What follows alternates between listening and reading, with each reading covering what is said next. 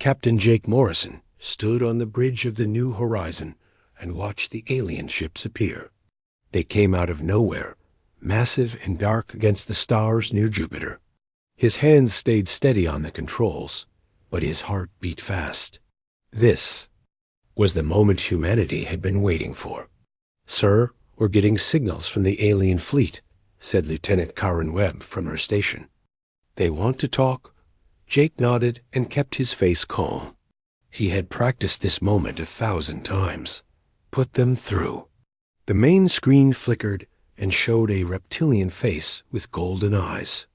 The creature had scales that caught the light and a mouth full of sharp teeth.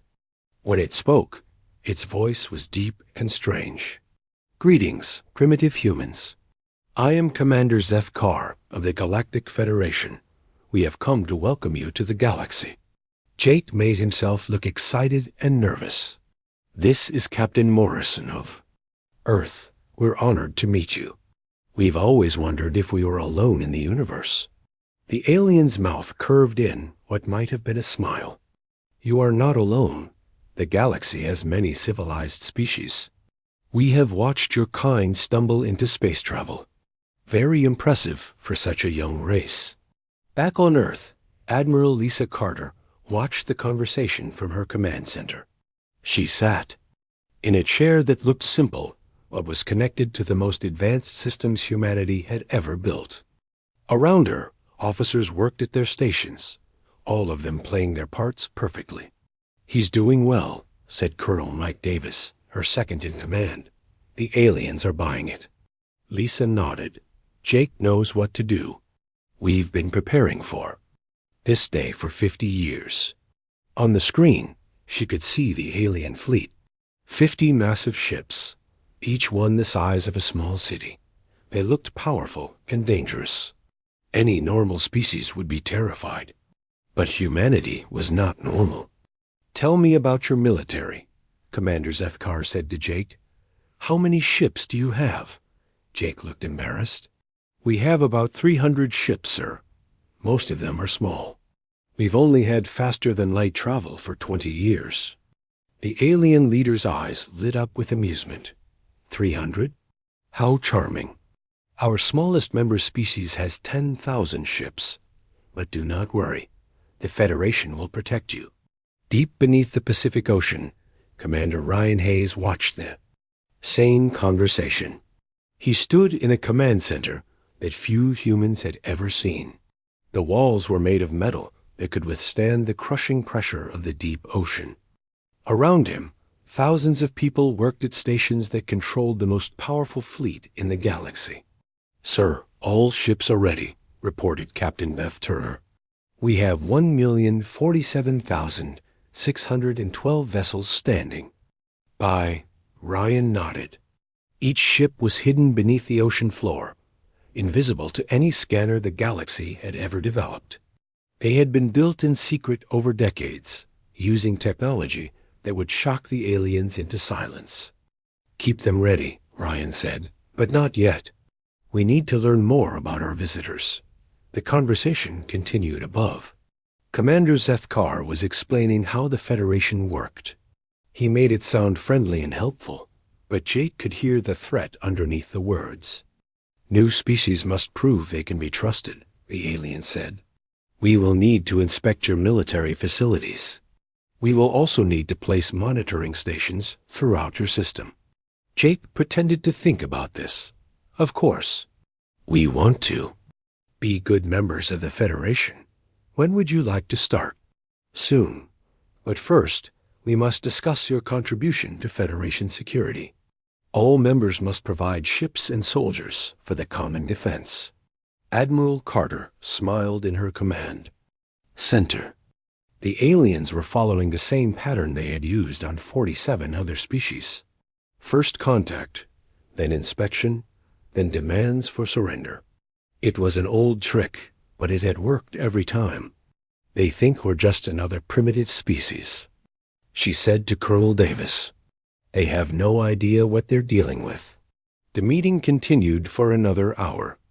Commander Zeth Carr explained Federation laws and customs. He talked about the benefits of membership and the responsibilities that came with it. But Jake could see the truth in the alien's golden eyes. This was not a negotiation.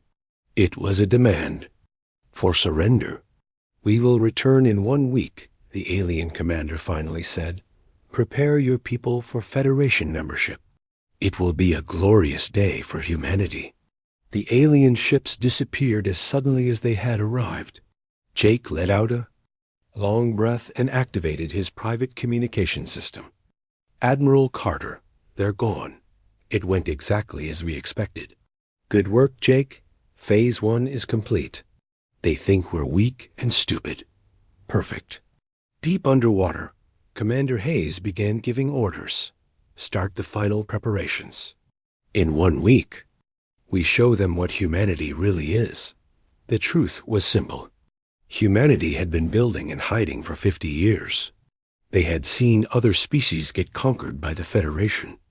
They had watched entire civilizations disappear. So they had made a choice. They would appear weak while becoming strong. The oceans of Earth held secrets that would change the galaxy forever. In 1 week, the Federation would learn that humanity was not another primitive species to be conquered. They were something new, something dangerous, something that had been waiting patiently for this moment. The deception was perfect. The trap was set. Soon, the galaxy would discover that Earth's greatest strength had been hidden beneath its blue waters all along. 6 months had passed since first contact. Captain Jake Morrison walked through the corridors of the New Horizon, reading reports that made his blood run cold. The Galactic Federation was not what they pretended to be. Dr. Amanda Brooks met him in the ship's laboratory. She was a small woman with sharp eyes who had been studying the alien communications they had intercepted. Her face was pale with worry. "Jake, you need to see this," she said, pointing to her computer screen. "I've been analyzing their internal messages. The Federation isn't here to help us." Jake looked at the translated text. The words were simple but terrifying. The Federation had done this before, many times. 47 species, Amanda continued. They make contact, pretend to be friendly, then demand surrender. Any species that refuses gets destroyed. Jake felt anger building in his chest. What happens to the ones that surrender? Slavery.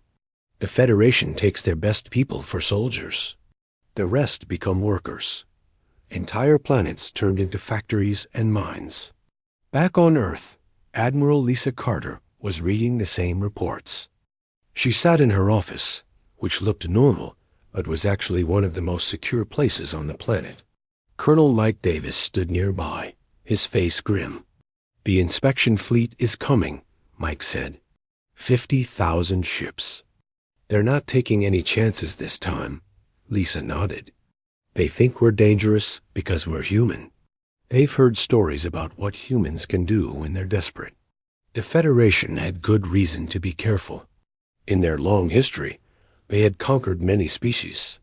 Some had been peaceful. Others had fought back. But humans had a reputation in the galaxy, even though most people didn't know it yet." "How long before they arrive?" Lisa asked. 3 days. "They're bringing their best ships and their most experienced commanders." Deep beneath the Atlantic Ocean, Commander Ryan Hayes was making final preparations. His underwater city was a marvel of engineering, built into the ocean floor itself. Thousands of people lived and worked here, all of them dedicated to one purpose.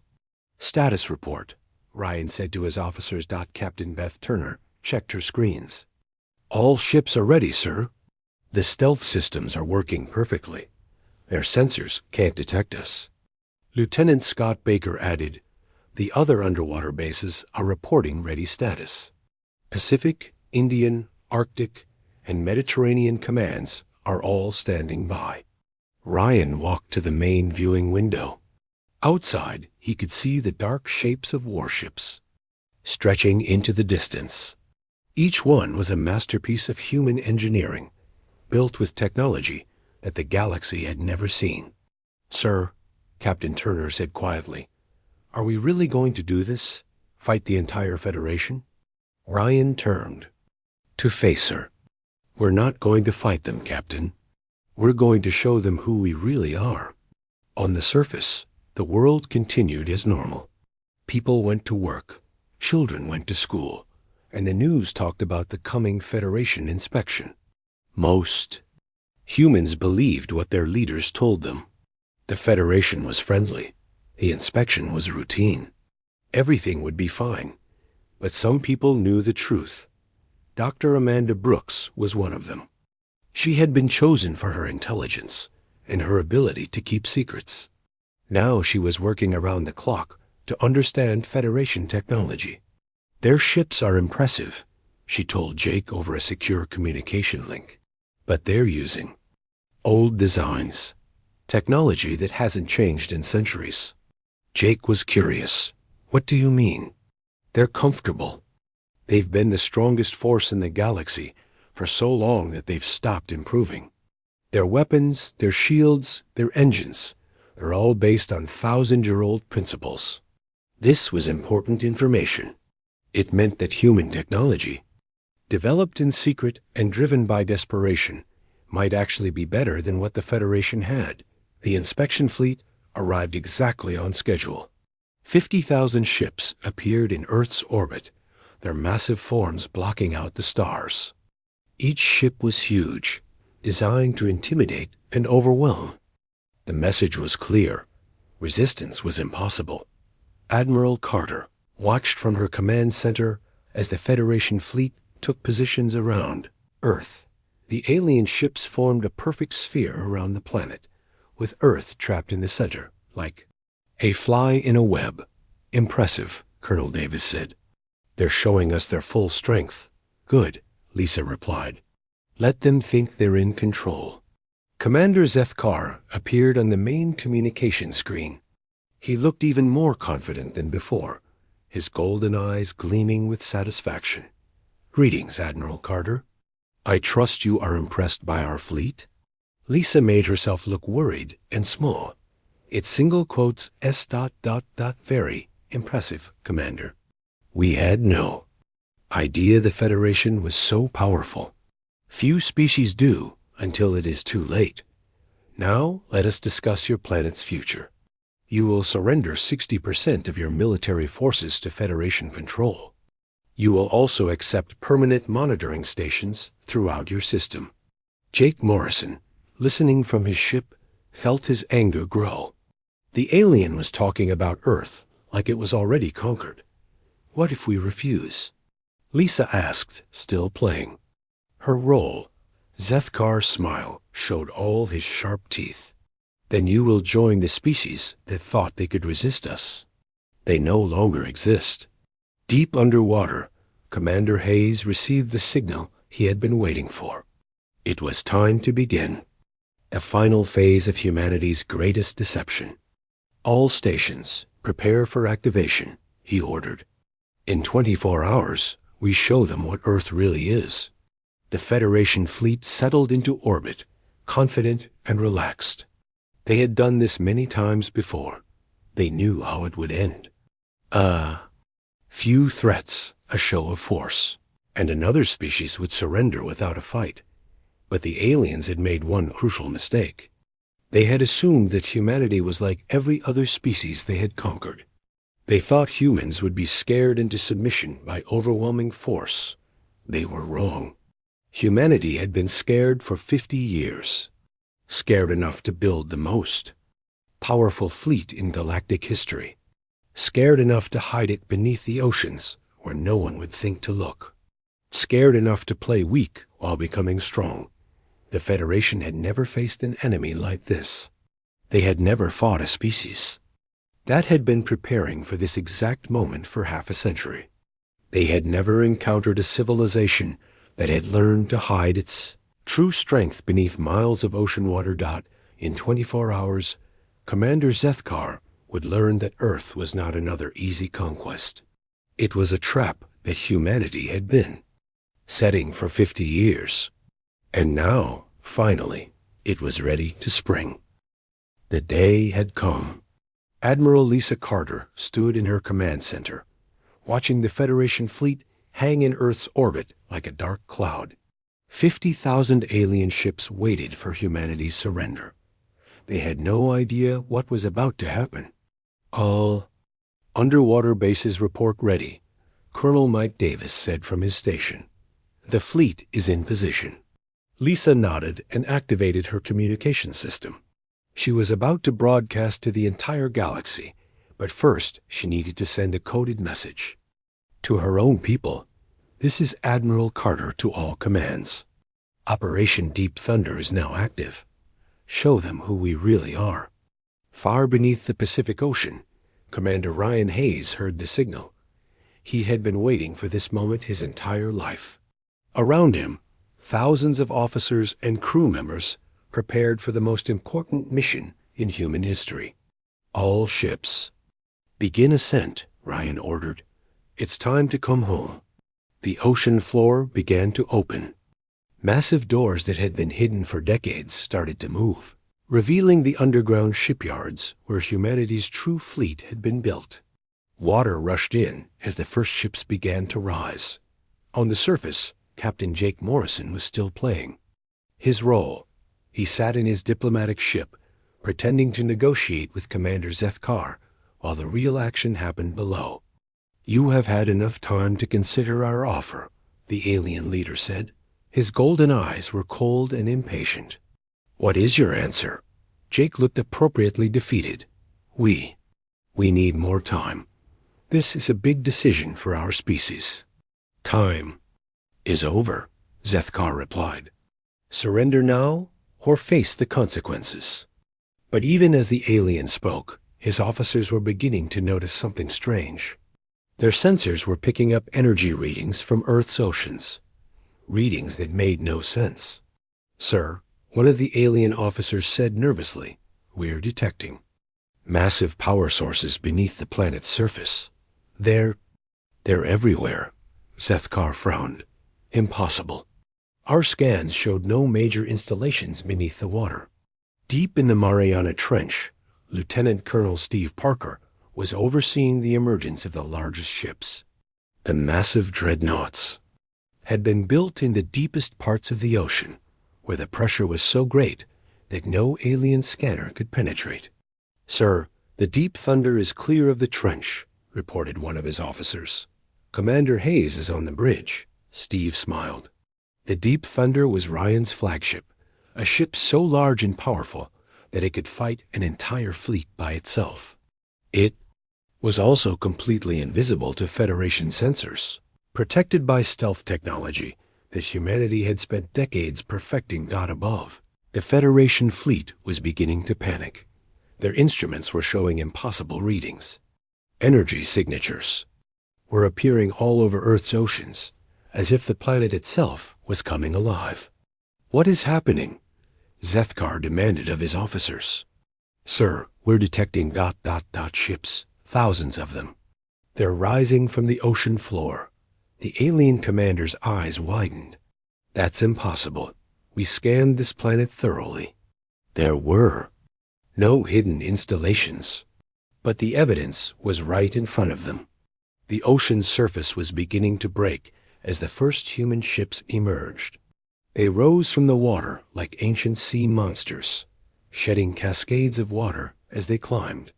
Toward the sky, Captain Jake Morrison finally dropped his act. His face changed from worried to confident, and his voice became strong and clear. Commander Zethkar, let me introduce you to Earth's real military. We call it the Deep Fleet. The alien leader stared at the screen in disbelief. You ... You deceived. U.S. For 50 years, Jake replied. We've been building and hiding, waiting for this moment. Did you really think we would make ourselves vulnerable after seeing what you did to other species? The ocean surface erupted as more ships appeared. Sleek destroyers, massive cruisers, and enormous battleships that dwarfed anything in the Federation fleet. They rose from the Pacific, the Atlantic, the Indian Ocean, and the Arctic Sea. Commander Ryan Hayes stood on the bridge of the Deep Thunder as his ship broke the surface. Around him, the ocean was filled with human warships, their dark hulls gleaming in the sunlight. It was the most beautiful sight he had ever seen. "All ships, report status," he ordered. The responses came in from across the globe. Pacific Fleet, 100,000 ships operational. Atlantic Fleet, 200,000 ships ready. Indian Ocean Fleet, 300,000 ships standing by. Arctic Fleet, 400,000 ships prepared for combat. Ryan smiled. Total fleet strength? 1,047,612 ships operational, sir. All systems green. The Federation fleet was in chaos. Their sensors were overwhelmed by the sheer number of human ships appearing. Around Earth, every ocean on the planet was releasing warships that seemed to appear from nothing. "Sir," one of Zethkar's officers said in a shaking voice, "their energy readings are off the charts. Each of their ships is generating more power than our largest dreadnought." The alien commander felt fear for the first time in centuries. "How is that possible?" Dr. Amanda Brooks, now aboard one of the human ships, was happy to explain. "We've had 50 years to study your technology, Commander. We know all about your weapons, your shields, your engines. We built something better." The human ships were unlike anything the galaxy had ever seen. They moved with impossible grace, their engines producing no visible exhaust. Their hulls were smooth and dark, absorbing sensor beams instead of reflecting them. Stealth technology. Amanda continued. "We've been hiding our entire fleet beneath the oceans. Your sensors can't detect us when we don't want to be found." Admiral Carter finally revealed the truth to the galaxy. "Attention, Federation fleet. This is Admiral Carter of the Earth Defense Force. What you see around you is humanity's real military. We have been preparing for this day since we first learned about your empire." The alien ships tried to form defensive positions, but they were surrounded. Human ships appeared above them, below them, and on all sides. The Federation fleet was trapped in the middle of a sphere of human warships. "You lied to us," Zethkar said, his voice filled with rage and fear. "We protected ourselves," Lisa replied. "We saw what you did to other species. We decided that would never happen to Earth." Commander Hayes activated his ship's main guns. The Deep Thunder's weapons were based on principles that the Federation had never encountered. Instead of energy beams or projectiles, they used focused gravity fields that could crush any target. "This is Commander Hayes of the Deep Thunder. You have 30 seconds to withdraw from Earth space, or we will consider your presence an act of war." The Federation fleet was paralyzed. They had come expecting to intimidate a primitive species with a few hundred ships. Instead, they found themselves facing a 1,000,000-ship armada that had been designed specifically to defeat them. "Sir," one of Zethkar's officers whispered, "what are your orders?" The alien commander looked at the screens, showing human ships in every direction. 4. The first time in his life, he was completely outmatched. The Federation's mighty fleet looked like toys compared to the force that humanity had built in secret. "Prepare for battle," he said quietly. "We cannot show weakness." But even as he gave the order, Zethkar knew the truth. The Federation had never faced anything like this. They had conquered the galaxy through overwhelming force. But now they were the ones being overwhelmed. The galaxy was about to learn that humanity was not just another species to be conquered. They were something new, something that had been hiding in the depths of Earth's oceans, waiting for the right moment to emerge and change everything. The battle began without warning. Commander Zethkar, desperate to save face, ordered his fleet to attack the human ships. It was the worst mistake of his life. "All ships, open fire." The alien commander shouted. 50,000 Federation ships unleashed their weapons at once. Energy beams and plasma cannons lit up the space around Earth like a deadly fireworks show. The attack was massive, overwhelming, and completely useless. Commander Ryan Hayes watched from the bridge of the Deep Thunder as the alien weapons struck his ship. The energy beams hit the hull and simply disappeared, absorbed by shields that used technology the Federation had never seen. "Damage report?" Ryan asked calmly. "No damage, sir," reported Captain Meth Turner. "Their weapons can't penetrate our shields." All around Earth, the same thing was happening. The human ships absorbed the Federation attack without taking any damage. The alien weapons were designed to fight ships with conventional technology. They had no effect on the advanced systems humanity had developed. "Sir," Lieutenant Scott Baker said with a smile, "I think it's our turn." Ryan nodded. "All ships, return fire. Show them what real weapons can do." The human fleet responded with precision that shocked the aliens. Instead of firing randomly, every human ship targeted specific points on the Federation vessels. Their weapons were not energy beams or plasma cannons. They were something entirely new. Major Kelly Foster led a squadron of human fighters called Phantom-class ships. These small, fast vessels could move in ways that seemed impossible, dancing around the alien ships like they were standing still. "Target their weapons systems," Kelly ordered her pilots. "We want to disable them, not destroy them." The human weapons fired streams of particles that could pass through any known shield. When they hit a Federation ship, they didn't explode. Instead, they disrupted the ship's systems from the inside, shutting down weapons and engines without harming the crew. "What's happening?" Zethkar demanded as his flagship's weapons went offline. "Why aren't our shields working?" His officers were panicking. "Sir, their weapons are passing right through our shields. They're not using any technology we understand." "Doctor." Amanda Brooks, now serving as a technical advisor on one of the human ships, was happy to explain. "We call them quantum disruptors. They work by changing the basic structure of matter at the atomic level. Your shields can't stop them because they don't work like normal weapons." The battle was becoming a demonstration of human superiority. The Federation fleet, which had seemed so powerful just minutes before, was being systematically disabled by weapons they couldn't understand or defend against. Captain Jake Morrison, still in his diplomatic ship, watched the destruction with satisfaction. "This is what happens when you threaten Earth, Commander. We've been preparing for this fight for 50 years. "Impossible," Zethkar replied, but his voice was weak. "No species has ever defeated the Federation. No species has ever been ready." "For you," Jake corrected. "We studied your tactics. We learned your weaknesses. We built our entire fleet specifically to defeat yours." The truth was even more impressive than Jake's words suggested.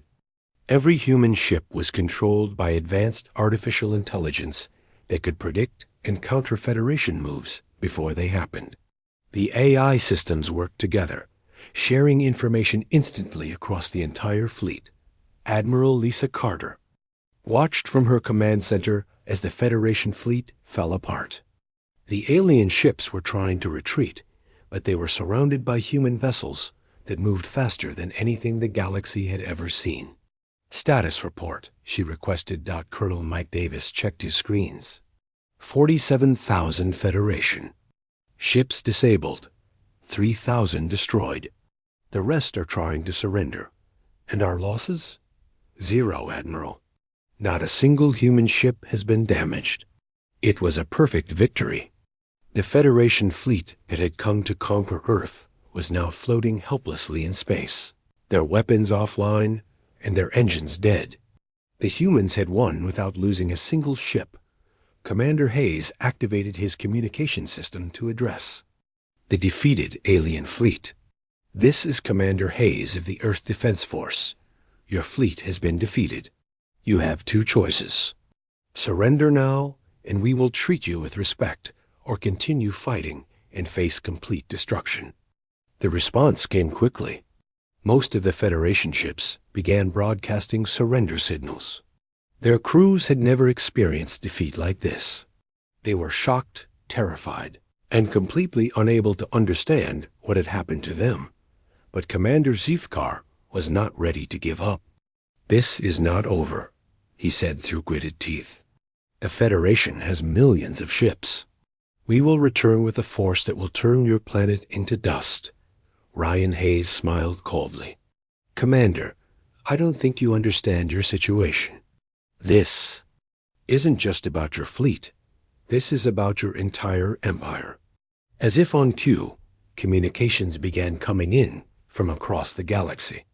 The news of the Federation's defeat was spreading faster than light, carried by quantum communication networks that the aliens didn't know humans possessed. "Sir," Captain Turner reported, "we're receiving signals from Federation worlds. There.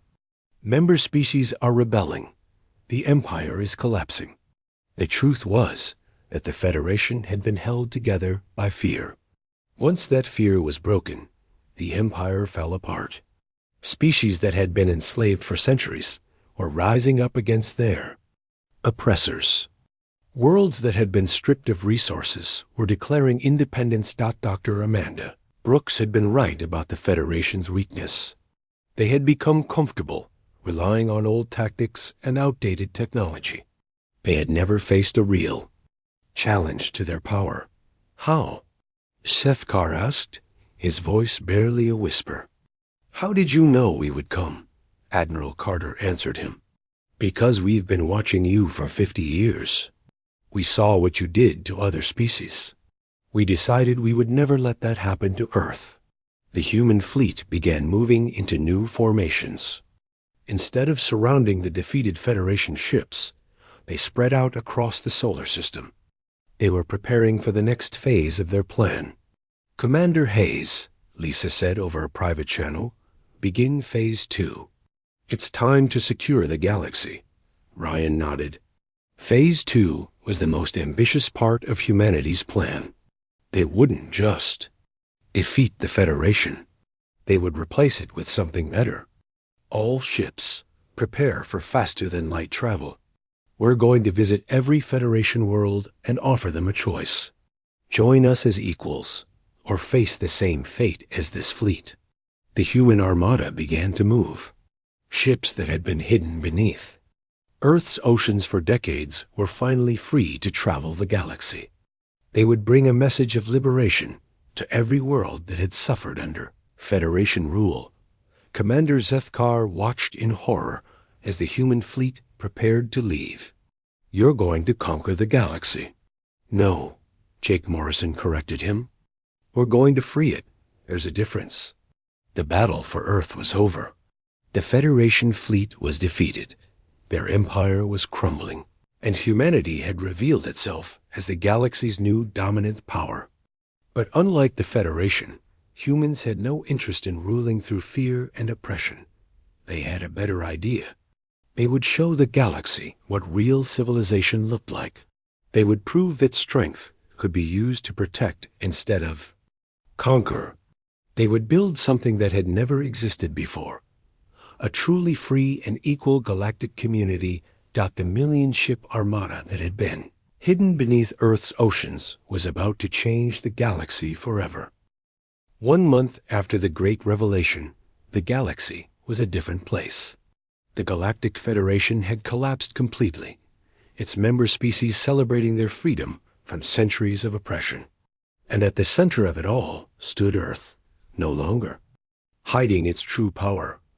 Admiral Lisa Carter walked through the halls of the new Galactic Council building, constructed in Earth's orbit. Representatives from dozens of species had come to meet with humanity, not as conquerors, but as potential allies. The building itself was a marvel of human engineering, built in just 4 weeks, using the same advanced technology that had created the hidden fleet. "The Zephyrians are requesting a protection treaty," Colonel Mike Davis reported as he walked beside her. "They're afraid their former slaves will seek revenge." Lisa nodded. "Tell them we'll consider it, but only if they agree to make reparations to the species they oppressed." Justice has to come before peace. The truth was that humanity had become the galaxy's police force almost by accident. When the Federation fell, chaos had erupted across thousands of worlds. Old enemies started fighting each other, and species that had been oppressed for centuries didn't know how to govern themselves. Captain Jake Morrison now served as Earth's first galactic ambassador, but his job was nothing like what the old Federation ambassadors had done. Instead of demanding tribute and obedience, he spent his days helping species negotiate fair agreements with each other. The Altarians want to establish trade routes through former Federation space, Jake told Lisa over a secure communication link. But they're worried about pirates. Send a patrol fleet, Lisa replied. A small one. Just enough to keep the trade routes safe. This was the new way of doing things. Humanity used its massive military power to protect and serve, not to conquer. The million-ship Armada that had once been hidden beneath Earth's oceans now patrolled the galaxy, ensuring that no species could oppress another. Commander Ryan Hayes stood on the bridge of the Deep Thunder, watching a group of former Federation worlds celebrate their first free elections. His ship was part of a small fleet that was making sure the elections were fair and peaceful. Sir, Captain Beth Turner reported, the Centauri system is requesting assistance. They're having trouble with their new government, Ryan smiled.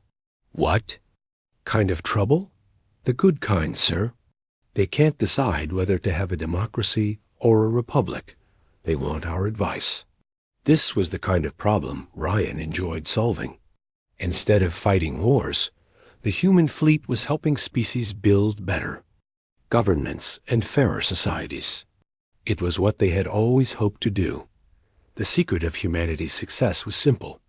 Unlike the Federation, they didn't want to rule the galaxy. They wanted to serve it. Every human ship carried diplomats and teachers along with soldiers. Every human officer was trained in negotiation and conflict resolution. Dr. Amanda Brooks had become one of the most important people in the galaxy. Her job was to study alien species and help them adapt to freedom. Many species had been enslaved for so long that they had forgotten how to make their own decisions.